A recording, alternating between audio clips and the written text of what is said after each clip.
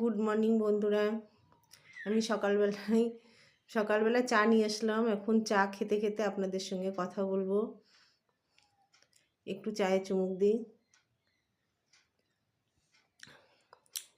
সকালে চায়ের আমেজটাই আলাদা। চারিদিকে কুয়াশা। এখন ঘরের মধ্যে বসে আছি, বসে বসে একটু একটু করে চা খাচ্ছি আর টিভি দেখছি।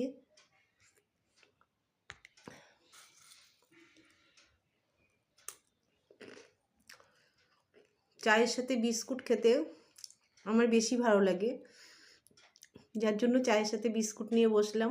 অনেকে আছে চায়ের সাথে বিস্কুট খেতে যায় না, খালি চা খেয়ে উঠে যায়, কিন্তু চায়ের সাথে আমার তো বিস্কুট আগে লাগবেই। যতক্ষণ চা থাকবে ততক্ষণও বিস্কুট চলবে।